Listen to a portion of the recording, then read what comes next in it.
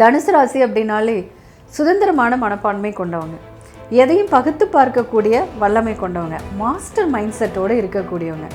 ஆனால் முடிவை எடுத்து இறங்கிட்டா அதில் திடமாக நிலை, அதுக்கப்புறம் அதுலேருந்து டைவர்ட் ஆகவே கூடாது. அதை செய்து முடிக்கிற வரைக்கும் அந்த ஒரே முடிவாக அதில் தான் இருக்கணும்.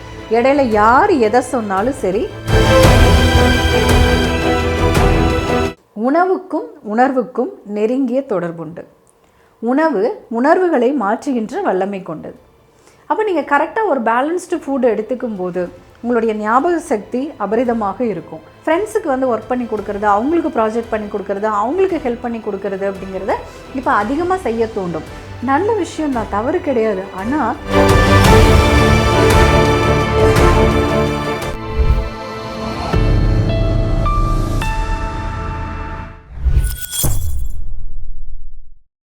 வணக்கம், வாழ்க வளமுடன்.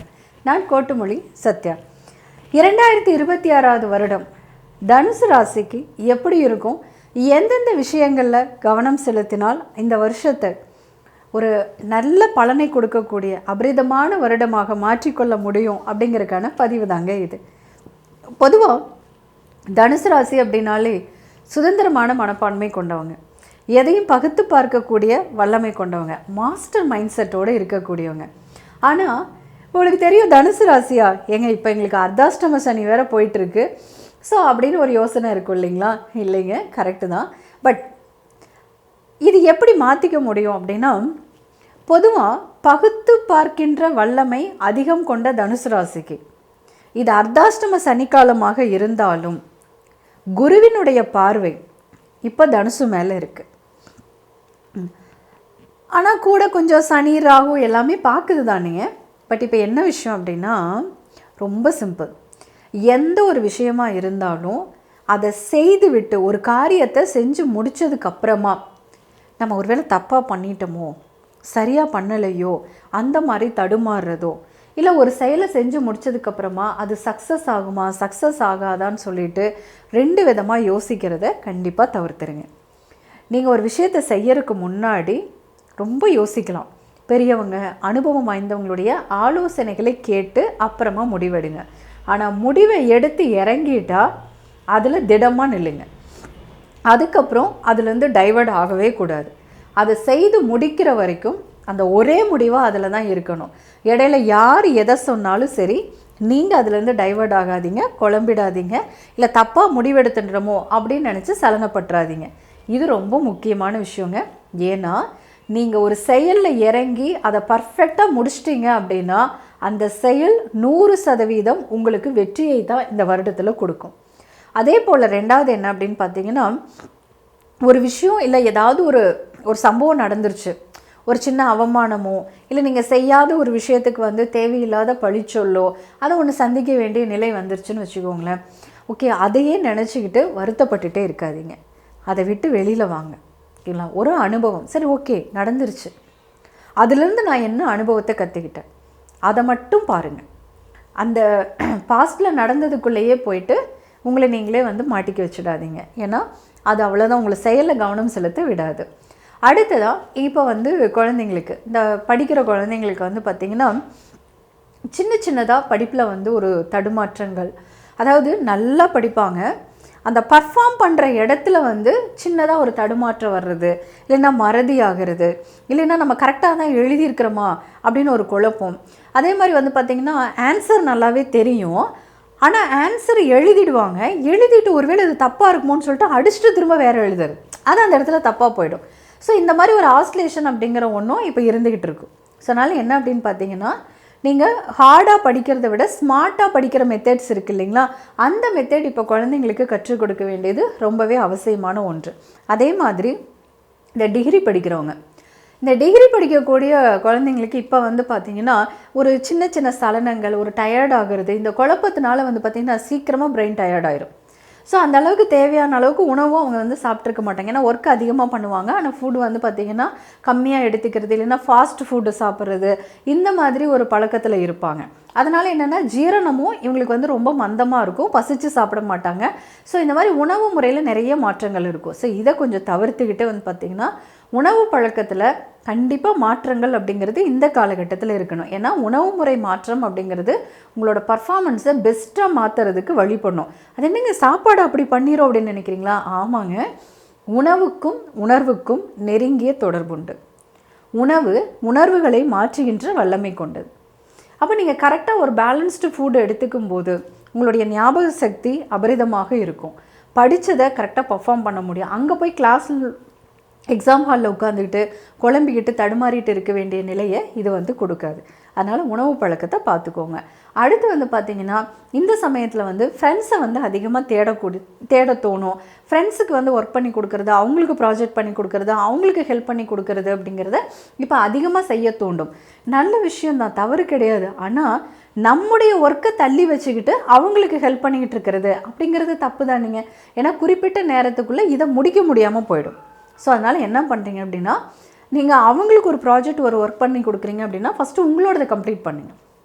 இல்லை உங்களோடதை பண்ணுறதுக்குன்னு ஒரு நாளில் நேரம் ஒதுக்கிக்கோங்க. ஸோ இது இவங்க பண்ணுறது. அடுத்ததான் வேலையில் இருக்கிறவங்க. இந்த வேலையில் இருக்கிறவங்களுக்கு இப்போ வந்து பார்த்திங்கன்னா கொஞ்சம் வேலை பளு அதிகமாக இருக்கிறது. அதனால் வந்து பார்த்திங்கன்னா பாடி டயர்டு இருக்கிறது, நாளால் வேலை பார்க்குறது, ஆனால் ஒரு வளர்ச்சி இல்லை. அட்லீஸ்ட் எனக்கு ஒரு ரெஸ்ட்டாவது கிடைக்கணும், ரெஸ்ட்டே இல்லை, ஓவர் டியூட்டி பார்த்துக்கிட்டு இருக்கேன், நான் நிறைய வேலை பண்ணிக்கிட்டு இருக்கேன். ஸோ அந்த மாதிரியான ஒரு நிலையெல்லாம் கொஞ்சம் இப்போ இருக்குங்க. பட் இது வந்து தவறு கிடையாது. அதாவது இப்போ உங்களுக்கு கஷ்டமாக தெரியலாம், ஆனால் இந்த வருஷத்தில் குரு பயிற்சி இருக்குது. இந்த குரு பயிற்சியில் நீங்கள் முன்னாடி இப்போ ஹார்ட் ஒர்க் பண்ணுறீங்க இல்லையா, இந்த முதல் 6 மாதங்களில் செய்கின்ற இந்த கடினமான உழைப்பு அடுத்த 6 மாதங்களில் உங்களுக்கு ஒரு வளர்ச்சியையும் ஏற்றத்தையும் நல்ல மாற்றத்தையும் கொடுக்கும். அதனால் வந்து பார்த்திங்கன்னா வேலை அதிகமாக இருக்குது, எனக்கு வளர்ச்சி இல்லைன்னு வருத்தப்படாதீங்க. உங்களோட வேலையில் மட்டும் கவனம் செலுத்துங்க. But at the same time கரெக்டாக உணவு எடுத்துக்கோங்க, பசித்து சாப்பிட்ருங்க. அதை சாப்பிடாமல் மட்டும் போஸ்ட்போன் பண்ணாதீங்க. அடுத்ததாக தொழில் பண்ணுறவங்களுக்கு இப்போ வந்து பார்த்திங்கன்னா தொழிலில் வந்து சின்ன சின்ன ஏற்ற இறக்கங்கள் இருக்கிறது, மந்தமான நிலையில் தொழில் நடந்துக்கிட்டு இருக்கிறது. ஸோ இந்த மாதிரி கொஞ்சம் இப்போ இருக்குங்க. பட் அது கவலைப்படாதீங்க, ஒரு சில விஷயங்கள் ஃபாலோ பண்ணால் போதும். ஒன்று வந்து பார்த்திங்கன்னா இப்போ அந்த முடிவெடுத்து செயல்படுறது சொன்னேன் இல்லைங்களா, இதை செய்யும்போது தொழிலில் கொஞ்சம் நல்ல ஏற்றம் கொடுக்கும். ரெண்டாவது வந்து பார்த்திங்கன்னா இந்த அடுத்த 6 மாதங்களில் தொழிலில் வந்து நல்ல லாபம் நல்ல ஏற்றத்தையும் கொடுக்கக்கூடிய காலமாக இருக்கும். பட் அப்போ என்ன ஃபாலோ பண்ணணும் அப்படின்னா, தொழில் பற்றின ரகசியங்கள், தொழில் பற்றின விஷயங்கள், வருமானம், குடும்பத்தினுடைய சூழல்கள், குடும்பத்தில் நடக்கக்கூடிய விஷயங்கள், இதெல்லாம் யார்கிட்டையும் ஷேர் பண்ணாதீங்க. இதெல்லாம் ஷேர் பண்ணணும் அப்படின்னா தான் உங்களுக்கு பிரச்சனைகள் வரும். ஸோ அதனால் சம்மந்தம் இல்லாத விஷயங்கள் யார் கேட்டாலும் சரிங்க, அவங்கக்கிட்ட வந்து இந்த விஷயங்கள் எல்லாத்தையும் தவிர்த்துருங்க. ஸோ இதில் வந்து நீங்கள் உங்களை பற்றின விஷயங்களில் நீங்கள் ரகசியமாக இருந்தால் உங்களை சுற்றி இருக்கக்கூடிய விஷயங்கள் எல்லாமே வளர்ச்சியையும் ஏறுமுகத்தையும் கொடுக்கக்கூடியதாக இருக்கும்.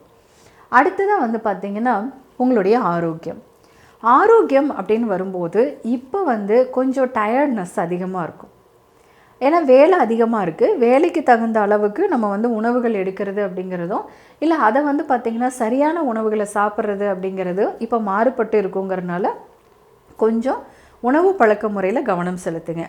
ரெண்டாவது வந்து பார்த்திங்கன்னா இப்போ வந்து கொஞ்சம் ஒரு ஸ்கின் இன்ஃபெக்ஷன் வர்றது, அதே போல் வந்து சளி பிடிச்சிக்கிறது, காய்ச்சல், ஸோ அந்த மாதிரியான விஷயங்கள் வந்து கொஞ்சம் இப்போ தொந்தரவு பண்ணும். கபம் சார்ந்த நோய்கள் வர்றதுங்க, அதே போல் யூரினல் இன்ஃபெக்ஷன்ஸ் வந்து போகிறது, இதெல்லாம் இருக்கும். நாள்பட்ட சளி, ஸோ அதெல்லாம் வந்து இப்போ தொந்தரவு பண்ணுறது, பாத வலி இருக்கிறது, ஸோ இதெல்லாம் வந்து கொஞ்சம் இப்போ இருக்கும். அப்படிங்கிறதுனால இப்போ இதுக்கு என்ன மாற்று பண்ண முடியும்? அப்போது ஃபஸ்ட்டு வந்து சளி இதெல்லாம் அதிகமாக இருக்கும் அப்படின்னா நீங்கள் குடிக்கிற தண்ணி வந்து பார்த்திங்கன்னா சுத்தமான தண்ணி குடிக்கணும். அதே போல் தண்ணியே குடிக்காமல் பாடி டீஹைட்ரேட் ஆகிறதுக்கு விடக்கூடாது. போதுமான அளவுக்கு உடம்புல நீர் சத்து இருக்கிற மாதிரி பார்த்துக்கணும்.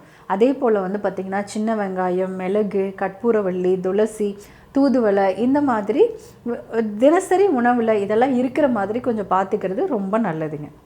ஸோ இந்த விஷயங்கள் எல்லாமே ஃபாலோ பண்ணிங்க அப்படின்னா உடல் ஆரோக்கியமாக இருக்கும். அடுத்து வந்து பார்த்திங்கன்னா எந்த மாதிரியான கோவில்களுக்கு போகலாம்? இப்போ இந்த தனுசு அப்படின்னு எடுத்துட்டிங்கன்னா இவங்களுக்கு வந்து இப்போது 3ல் வந்து ராகு வேறு இருக்குங்க, குரு பார்வையில் இருக்குது. அதனால் சாதுக்களினுடைய தரிசனம் கிடைக்கிறது, குகை கோயில்களில் தரிசனம் பண்ணுறது, இது எல்லாமே இப்போ ரொம்ப நல்லாயிருக்கும். முடிஞ்சால் நீங்கள் வந்து திருச்செந்தூர் போக முடியும் அப்படின்னா திருச்செந்தூருக்கு வந்து இந்த பௌர்ணமி நாளில் அப்படிங்கிறது இப்போ எல்லாரும் பௌர்ணமின்னு போயிட்டு அங்கே வேறு ரொம்ப கூட்டம் ஆகிடுச்சு. ஸோ அதனால் என்ன பண்ணுறீங்கன்னா வியாழக்கிழமை, ஏன்னா உங்களுக்கு வந்து கரெக்டாக நீங்கள் வந்து தனுசில் பிறந்திருக்கீங்க, குருவுடையது அப்படிங்கிறனால வியாழக்கிழமை நாட்களில் போயிட்டு வாங்க. ரெண்டாவது வந்து பச்சை சாத்து விழாவுக்கு போக முடியும்னா பச்சை சாத்து விழா போயிட்டு வாங்க. விசாகம் நட்சத்திரத்துக்கு போகலாம், ஓகேங்களா. பூரட்டாதி நட்சத்திரத்துக்கு போகலாம். ஸோ இந்த புனர்பூசம் நட்சத்திரத்துக்கு போகலாம். ஸோ இந்த மாதிரி நாட்களை மாற்றி, ஆனால் அந்த காரகத்துவத்துக்குள்ளே இருக்கிற மாதிரி ஒரு நாளில் திருச்செந்தூரில் போயிட்டு கடலில் குளிச்சுட்டு அங்கே முருகரை தரிசனம் பண்ணிவிட்டு அந்த கோவிலுடைய பிரகாரங்களில் அங்கே உட்கார்ந்து முருகருடைய மந்திரம், ஏதாவது ஒரு மந்திரம், ஓகேங்களா, இல்லை பதிகங்கள், ஏதாவது ஒரு பதிகத்தை ரிலாக்ஸாக உட்காந்து படிச்சுட்டு வாங்க. அது உங்களுக்கு மனதிற்கு நல்ல அமைதியையும் போயிட்டு வந்ததுக்கப்புறம் ஒரு தெளிவான மனநிலையையும் உங்களுக்கு கொடுத்துரும். அடுத்ததாக வந்து பார்த்திங்கன்னா இந்த பின் 6 மாதங்களில் குரு வந்து உங்களுக்கு மறைவு ஸ்தானத்துக்கு வர்றாரு அப்படின்னு. மறைவு ஸ்தானத்துக்கு வந்தால் கூட குரு உச்சம் பெற்ற வீட்டுக்கு வர்றார். அப்போ வர்ற குரு என்ன பண்ணுறாருன்னு பார்த்தீங்கன்னா உங்களுடைய வருமான ஸ்தானத்தை பார்க்குறார், சுகஸ்தானத்தை பார்க்குறார், அதே மாதிரி உங்களுடைய விரயஸ்தானத்தையும் பார்க்குறார். அப்போ இப்போ என்ன நடக்கும் அப்படின்னு பார்த்தீங்கன்னா வருமானத்தில் மாற்றமும் ஏற்றமும் உண்டு. அதே போல் வந்து இந்த சுக பாதிப்புகள் இருக்குது இல்லைங்களா, இது எல்லாமே இப்போ சரியாகும். ஏதாவது உடம்பு ரொம்ப டயர்டாக இருக்குது இதெல்லாம் சொன்னோம் இல்லைங்களா, இது எல்லாமே அந்த பின் 6 மாதங்களில் சரியாயிடும்.